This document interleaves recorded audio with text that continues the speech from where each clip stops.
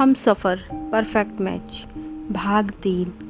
अभी तक आपने जाना आकाश को कई सारी लड़कियां रिजेक्ट करने के बाद शादी में एक लड़की पसंद आ जाती है।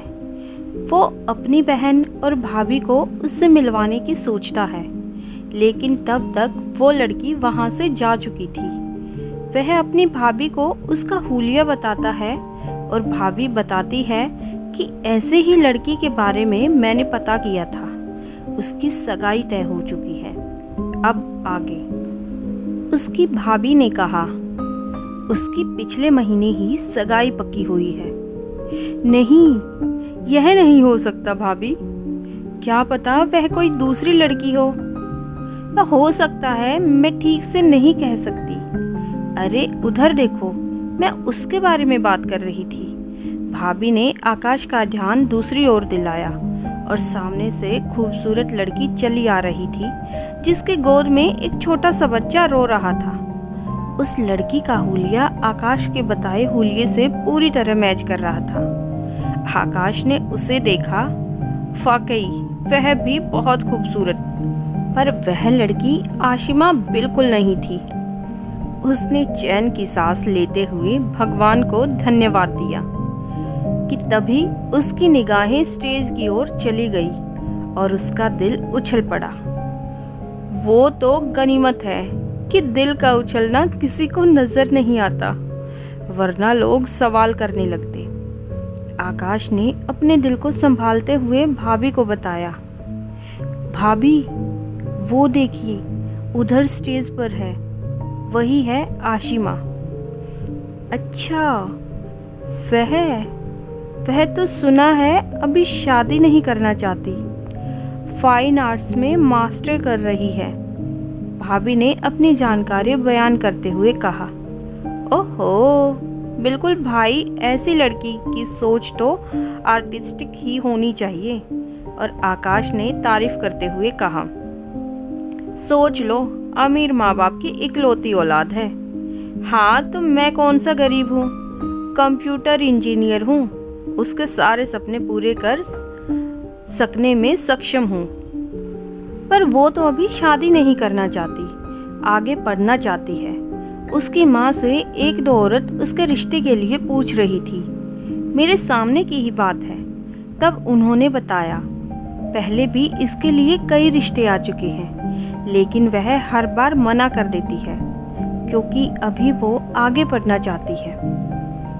हो सकता है उसने भी कोई आइडियल बना रखा हो और अब तक उसे उसका परफेक्ट मैच ना मिला हो। अब आप ही देखिए ना, मैं भी तो कई रिश्ते ठुकरा चुका हूँ जो कि आप लोगों की नज़र में अच्छे रिश्ते थे। प्लीज़ भाभी, अब एक बार बात कीजिए ना। क्या अभी? हाँ भाभी प्लीज़, फिर तो वह अपने शहर चली जाएगी। खैर, इतना तो पता चला कि मुझे कि वो दुल्हन की चचेरी बहन है और अभी कुछ दिन उसकी छुट्टी चल रही है, तो वह अपनी बहन के पास ही रुकने वाली है। अच्छा, पर अभी उससे मिल तो लीजिए ना प्लीज़। भाभी को उसकी जल्दबाजी पर बहुत हैरानी हुई। उन्होंने उसे बेयकीनी से देखा और फिर उसके साथ स्टेज की ओर बढ़ गई। दोनों उसके पास पहुंचते तो वो कुछ ढूंढती सी लगी। क्या ढूंढ रही है आप? आकाश ने पूछा। जी, वो दीदी का झुमका नहीं मिल रहा, तो मुझे लगा वो तो ज़्यादा समय तक स्टेज पर भी बैठी थी, इसलिए मैं यहाँ देखने आ गई। ये देखो, मिल गया मुझे, मैंने तो पहले ही कहा था यही गिरा होगा। और आशिमा खुश होकर बोली, अरे वाह, आप तो खूबसूरत होने के साथ साथ अक्लमंद भी है। यह कॉम्प्लीमेंट है या फिर इसका मतलब आप दोनों की मुलाकात पहले हो चुकी है? हाँ, और पहली मुलाकात में ही यह कुछ ज़्यादा ही फैल रहे थे। और आशिमा ने अजीब से लहजे में कहा, अच्छा आशिमा, तुम यहाँ रुकने वाली हो? और भाभी ने बात करने की कोशिश शुरू की। जी, अभी मेरे कॉलेज की छुट्टियाँ चल रही हैं, तो 15-20 दिन तो रुकूंगी मैं। तुम्हारी मम्मी बता रही थी कि तुम पेंटिंग बहुत अच्छी करती हो। मुझे तो यह खुद ही खूबसूरत पेंटिंग लग रही है। लगता है अब तारीफ बड़े खुले दिल से करते हैं। काश मैं अपना दिल खोल कर दिखा सकता तुम्हें, आकाश ने अपने दिल ही दिल में कहा। और आशिमा ने उसे ऐसी नज़रों से देखा जैसे उसके मन के भावों को पढ़ लिया हो, और वह होले से मुस्कुराई और भाभी को बाय करके चली गई। भाभी ने आकाश को ठौका दिया, चलो अब हमें भी घर चलना चाहिए, वह जा चुकी है। भाभी, मुझे हर हाल में यह लड़की चाहिए। बुद्धू, यह कोई खिलौना नहीं है जो तुम्हें चाहिए तो चाहिए। भाभी, ये मेरी जिंदगी का सवाल है, मेरे दिल की ख्वाहिश है। ये कैसी बात हुई भला? जिंदगी एक लड़की पर नहीं रुक जाती। लगभग मेरी तलाश आशिमा पर आकर रुक गई है। क्या आप इसमें मेरा साथ नहीं दोगी? और शादी के लिए केवल खूबसूरती मायने नहीं रखती, उसमें और भी खूबियां देखनी चाहिए आकाश। मुझे तो उसमें कोई कमी नजर नहीं आती। फिलहाल तो मुझे एक कमी नजर आ रही है, और वो यह है कि उसे अपनी खूबसूरती पर बहुत नाज है। खैर, ये बात तो मैंने भी नोटिस की है, उसे अपनी खूबसूरती पर नाज है, और यह बात उस पर सूट भी करती है। अब कोई इतना हंसी हो तो गुरूर आ ही जाता है, और मेरे बारे में भी लोग ऐसा ही कहते हैं। सोच लो, अपने माँ बाप की इकलौती औलाद है, पहले भी कई रिश्ते ठुकरा चुकी है, तो अगर उसने इनकार कर दिया तो फिर मैं कुछ नहीं कर सकती। हाँ, लेकिन इनकार करने की वजह बतानी होगी, और अगर इंतज़ार करने के लिए कहा तो मैं उसके लिए तैयार हूँ।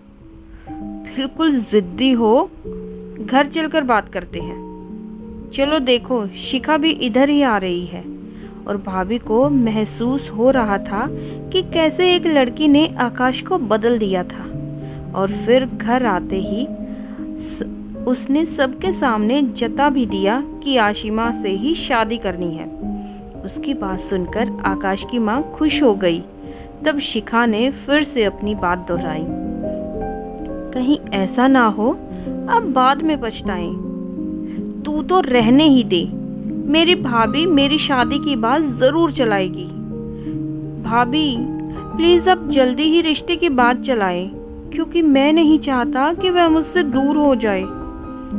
अरे ठीक है, मैं कल ही बात शुरू करती हूँ। बस मुझे एक ही बात का डर है कि कहीं वह सब की तरह हमें भी मना ना कर दे। तो फिर अब कल ही माँ के साथ चले जाएं। मुझे यकीन है आशिमा रिश्ते के लिए मना नहीं करेगी। सब मर्दों को यही खुशफहमी होती है। वैसे भी हमारे समाज में लड़कियों को लड़के नापसंद करने का हक है ही। खान शिखा ने कहा, क्यों, क्या तुम्हें अपनी सगाई से एतराज है? और संदीप की पोस्ट कितनी अच्छी है, बड़े अमीर परिवार का इकलौता वारिस है, 2 बहनें, उनकी भी शादी हो चुकी, और तुझे क्या चाहिए? अच्छा, अपना बहनोई पसंद करते समय उसकी लंबाई देखी थी, मुझे 2 इंच ही ज़्यादा होगी।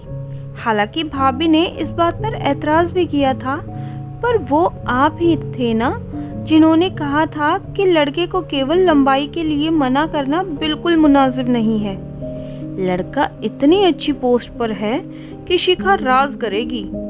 तब आपने ये सोचा था कि हम साथ में खड़े होंगे तो हमारी जोड़ी कैसी लगेगी? और शिखा ने कहना शुरू किया तो बगैर रुके कहती ही चली गई। शिखा के मन में इतने दिनों से जितनी बातें भरी थी, उसने आज सब कुछ बोलकर रख दिया।